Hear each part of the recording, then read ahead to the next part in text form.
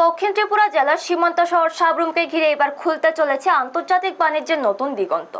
বহু প্রতীক্ষিত মৈত্রী সেতু দিয়ে পরীক্ষামূলকভাবে প্রথম কন্টেইনার ট্রাক বাংলাদেশে প্রবেশের অনুমতি পাওয়া গেছে। এমনই একটি খবরে ভারত ও বাংলাদেশের বাণিজ্যিক সম্পর্কে এক নতুন অধ্যায়ের সূচনা হতে চলেছে বলে মনে করা হচ্ছে।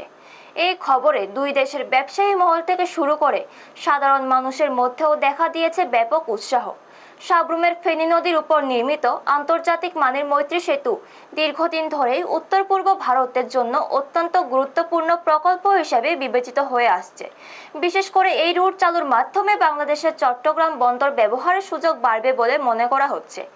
এর ফলে উত্তর পূর্ব ভারতের বিভিন্ন রাজ্য পণ্য পরিবহন অনেক দ্রুত ও কম খরচে সম্ভব হবে।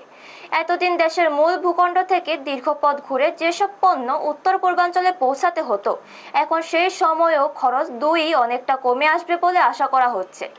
বিশেষজ্ঞদের মতে এই যোগাযোগ ব্যবস্থা চালু হলে শুধু আমদানি রপ্তানি বাণিজ্যই নয়, শিল্প ও বিনিয়োগের ক্ষেত্রেও নতুন সম্ভাবনা তৈরি হবে।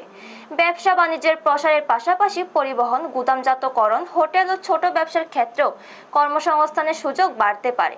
এদিকে সাব্রুম মহকুমার সাধারণ মানুষ ও ব্যবসায়ীদের মধ্যেও খুশির আমেজ লক্ষ্য করা গেছে।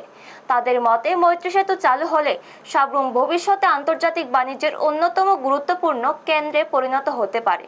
সীমান্তবর্তী এই অঞ্চলের অর্থনৈতিক কর্মকাণ্ড আরও গতিশীল হবে বলেও আশা প্রকাশ করছেন অনেকে। রাজনৈতিক ও কূটনৈতিক মহলেও এই পদক্ষেপকে অত্যন্ত তাৎপর্যপূর্ণ হিসেবে দেখা হচ্ছে। ভারত ও বাংলাদেশের বন্ধুত্বপূর্ণ সম্পর্ক আরও মজবুত করার পাশাপাশি দুই দেশের অর্থনৈতিক উন্নয়নেও এই উদ্যোগ বড় ভূমিকা রাখবে বলে মনে করা হচ্ছে।